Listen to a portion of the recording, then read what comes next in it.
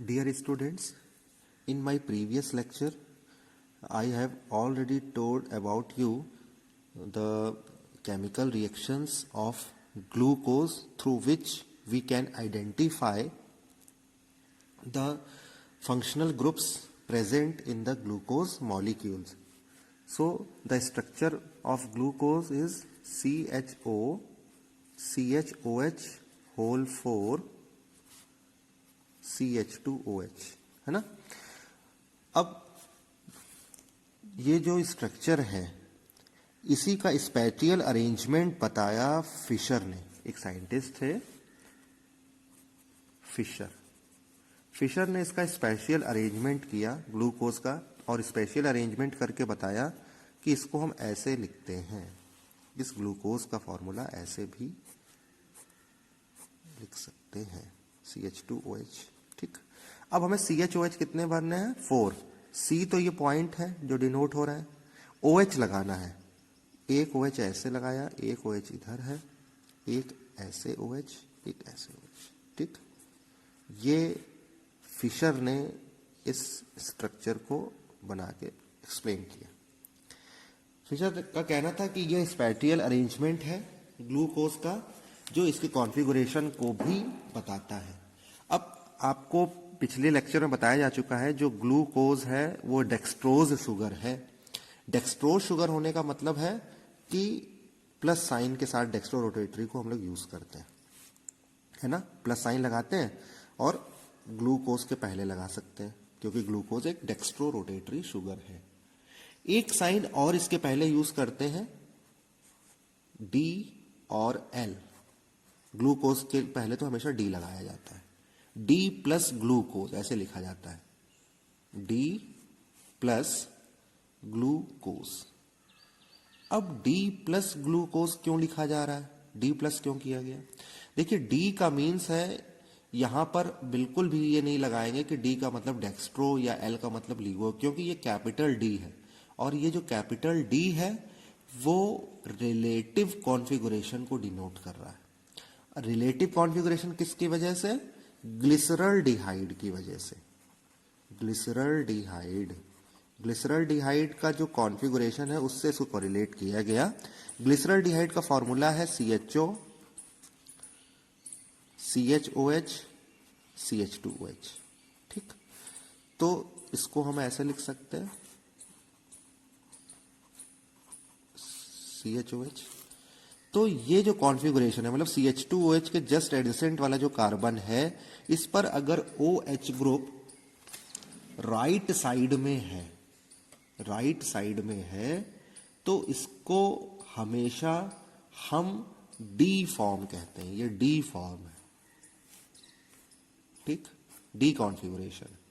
और अगर left side में होता है तो इसी को हम बोलते हैं L कॉन्फ़िगरेशन। ठीक, अब ये जो ग्लिसरल्डिहाइड था, ग्लिसरल्डिहाइड का अगर ये राइट साइड है तो इसे हम पॉजिटिव साइन के साथ लिखते हैं, अगर ये लेफ्ट साइड में हो जाए तो इसे नेगेटिव साइन के साथ लिखते हैं। तो वहां पर ग्लिसरल्डिहाइड में ये लेफ्ट और राइट होने का मतलब था डेक्स्ट्रो और लीवो।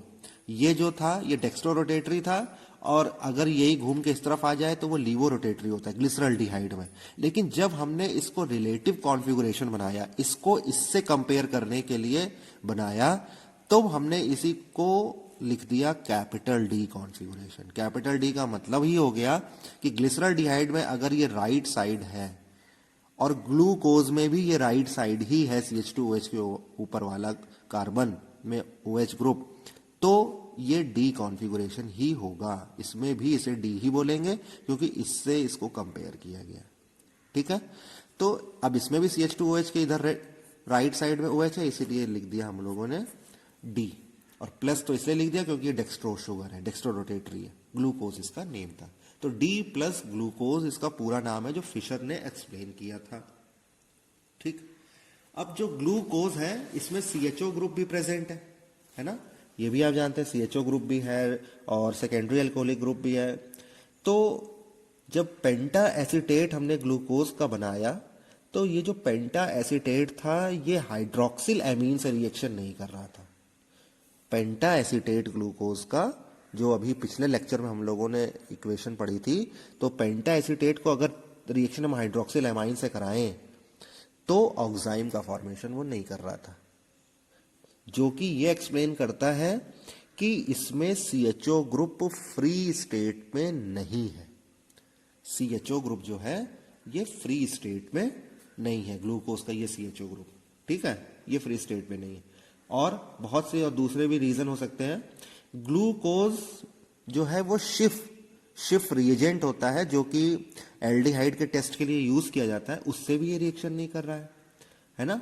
हाइड्रोजन सल्फाइड भी फॉर्मेशन नहीं कर रहा है सोडियम हाइड्रोजन सल्फाइड के साथ। इसका मीन्स है कि CHO ग्रुप इसमें फ्री स्टेट पर नहीं है। इसका मतलब है कि ये ओपन चेन स्ट्रक्चर ग्लूकोज नहीं रखता है। ग्लूकोज का स्ट्रक्चर कैसा हो सकता है? साइक्लिक। ग्लूकोज का स्ट्रक्चर कैसा हो सकता है? साइक्लिक। अब ग्लूकोज का साइक्लिक स्ट्रक्चर अगर हमें बनाना है ग्लूकोज का, तो साइक्लिक स्ट्रक्चर हम कैसे बनाएं ग्लूकोज का? देखिए, ये CHO और ये पूरा ऐसे ऐसे ऐसे ऐसे था ना,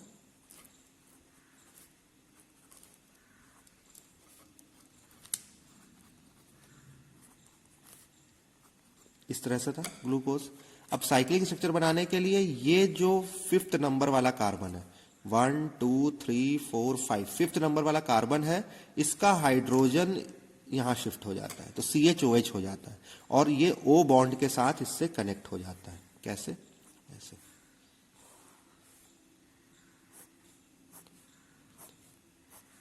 नीचे तो CH2OH ही है, ऊपर CHOH हो जाएगा, तो हमने इसको लिख दिया CHOH, ठीक। फिर बाद में ये वाला जो है वो तो ये पॉइंट है, इसमें OH इधर है, इसमें इस तरफ है, इसमें इस तरफ OH है, देखते जाइएगा, ठीक है। और इसमें इस तरफ था, है ना। पहले हम इसको लिख लें। मैंने कहा कि ये वाला जो H है इस पर शिफ्ट हो गया, तो ये वाला H जो यहां था वो कहां पहुंच गया? यहां, तो OH बन गया, ठीक। और ये जो ऑक्सीजन था, ऑक्सीजन को हम ऐसे थोड़ा सा बढ़ा करके यूं करके लिख सकते हैं। वो ये जो इतनी बड़ी लाइन है वो ये शो कर रही है कि 5th नंबर वाला कार्बन किससे कनेक्ट हो गया है? फर्स्ट वाले कार्बन। अब ये 5th वाला जो कार्बन है ये फर्स्ट वाले कार्बन से जब कनेक्ट हो गया इस साइक्लिक स्ट्रक्चर में, तो अब हमें इसके 2 एनोमेरिक फॉर्म मिलते हैं। जब ये साइक्लिक स्ट्रक्चर बनाता है तो 2 एनोमर्स मिलते हैं। एनोमर्स का मतलब यहां पर बिल्कुल आइसोमर्स की तरह ही है, ठीक है। आइसोमर्स 2 हैं, अल्फा और बीटा, 2 आइसोमर्स ये बनाता है, अल्फा और बीटा। अगर ये OH ग्रुप लेफ्ट, पहले कार्बन का अगर OH ग्रुप इस तरफ है, मतलब राइट साइड है, तो हमेशा अल्फा होगा ये स्ट्रक्चर, ये अल्फा होगा, ठीक। और D तो ये पहले से ही था, प्लस साइन हम लगा ही रहे थे, ग्लूकोज इसका नेम ही है, तो अल्फा D प्लस ग्लूकोज, ये इसका नेम होगा पूरा। साइक्लिक स्ट्रक्चर में अल्फा बीटा लगाना है, साइक्लिक नहीं होगा तो अल्फा बीटा नहीं लगाना, केवल D plus glucose, D minus, अगर ग्लूकोज है तो D माइनस, ठीक। लेकिन प्लस माइनस के साथ में अल्फा बीटा तभी लगाएंगे जब साइक्लिक स्ट्रक्चर बना, और साइक्लिक में फर्स्ट कार्बन 5th कार्बन से कनेक्ट होना है, ठीक। और वो किस चीज पर डिपेंड कर रहा है अल्फा और बीटा? इनके पहले वाले कार्बन के कॉन्फ़िगरेशन पर। अगर हमने पहला कार्बन फ्लिप कर दिया,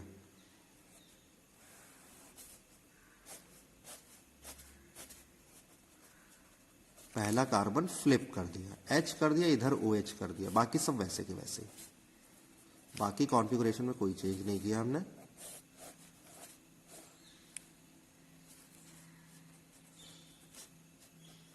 बाकी वैसे ही देखिए आप, सेम टू सेम है, सिर्फ पहला वाला कार्बन फ्लिप किया है, तो इसी को हम बोलेंगे बीटा फॉर्म। बीटा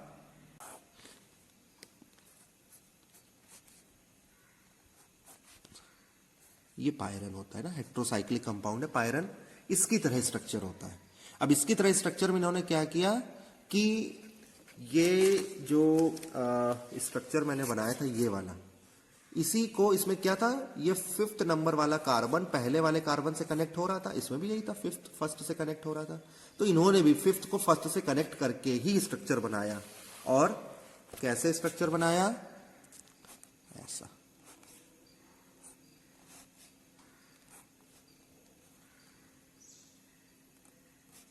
ये first carbon, second, third, fourth, fifth, 5 carbon हो गए।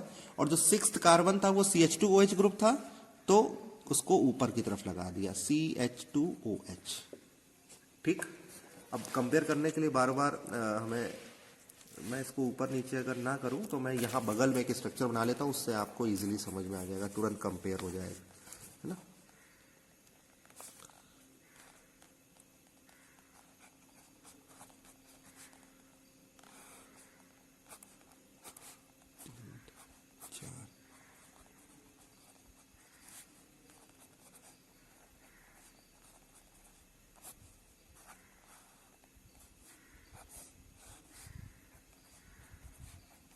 ये ऐसे था, ठीक है। ये स्ट्रक्चर था, अभी हमने अल्फा डी ग्लूकोज का पढ़ा था, ठीक है, अल्फा डी का। अब क्या किया, इसी को देखते हुए ये स्ट्रक्चर बनाया गया। फिफ्थ वाला कार्बन फर्स्ट वाले कार्बन से कनेक्ट कर दिया हमने। फिफ्थ वाला कार्बन ये है और फर्स्ट वाला कार्बन ये है, इन दोनों को कनेक्ट कर दिया O से, जैसे इसमें कनेक्ट था, ठीक है। और फिफ्थ वाले कार्बन पर CH2OH ग्रुप भी लगा है, तो फिफ्थ वाले कार्बन पर हमने क्या कर दिया, CH2OH ग्रुप लगा दिया, ठीक। अब हम क्या करें, ये जो हॉरिजॉन्टल लाइंस है यहां हमने इसको वर्टिकल लाइन के फॉर्म में खींच लिया, ऐसे, ठीक है।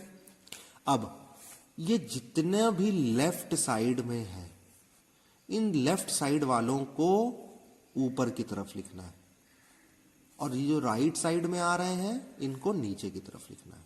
तो फर्स्ट वाले कार्बन पर लेफ्ट में क्या है, H को ऊपर लिख दो। सेकेंड वाले पर भी H है, ऊपर लिख दो। फिर OH है, ऊपर लिख दो। फिर H है, ऊपर लिख दो। और फिर ये वाला में तो CH2OH ऊपर लिख ही दिया है, तो H जो ये बचेगा इसको ऊपर लिखने का है ही नहीं, इसको नीचे लिखना पड़ेगा। अब ये लेफ्ट साइड वाले, ये इस तरफ जितने भी हैं राइट साइड वाले में सबको नीचे लिख दो, OH OH H OH, ठीक, ऐसे लिख दिया। तो ये जो स्ट्रक्चर बना ये हैवर्थ का साइक्लिक स्ट्रक्चर है, इसका नाम है alpha D plus ग्लूको pyranose sugar, ठीक है। पायरानोज शुगर है ये अल्फा डी की, क्योंकि इसमें क्या हो रहा है, साइक्लिक स्ट्रक्चर बनाया पायरन से कंपेयर करके, ठीक। इसी तरह बीटा डी की भी बात करें। अब बीटा डी था, तो बीटा डी में क्या हो रहा था,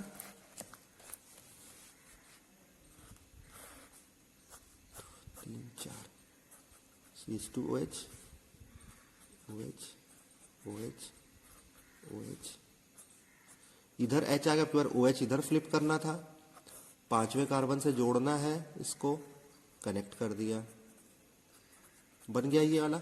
इसको देख करके ही हम बना सकते हैं पायरानोज स्ट्रक्चर। अब देखिए इसको देखते हुए बनाए,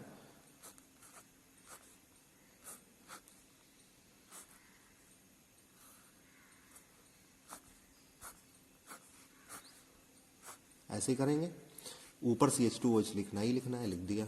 अब लेफ्ट साइड ये सब है, इसको ऊपर लिखिए, OH है, सबसे पहले OH लिखो, फिर इधर H है, फिर OH है, और फिर H। इस वाले में OH था तो इधर नीचे H, इसमें H था, इधर राइट साइड OH लिखा है, इसमें H था, इसमें OH था, ठीक, लिख दिया। ये है beta D plus glucose, glucopyranose, confirm. मतलब इसमें अल्टरनेट ऑर्डर में आता है, OH ऊपर फिर नीचे, फिर ऊपर फिर नीचे फिर ऊपर। बीटा डी में अल्टरनेट ऑर्डर में आ रहा है, OH ऊपर से शुरू हो रहा है, टॉप फिर बॉटम, टॉप बॉटम टॉप, ठीक है ना, ऊपर नीचे करके ऐसे शुरू हो रहा है, ठीक।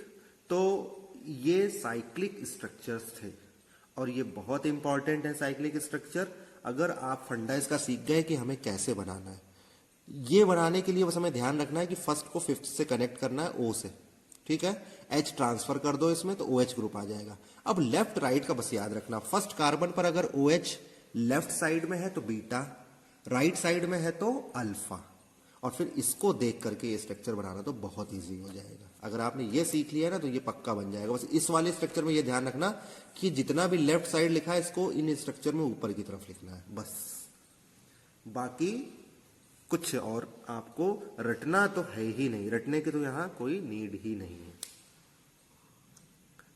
ठीक है, साइक्लिक स्ट्रक्चर मेरे ख्याल से अब आपको समझ में आ गया होगा। Okay, thank you class.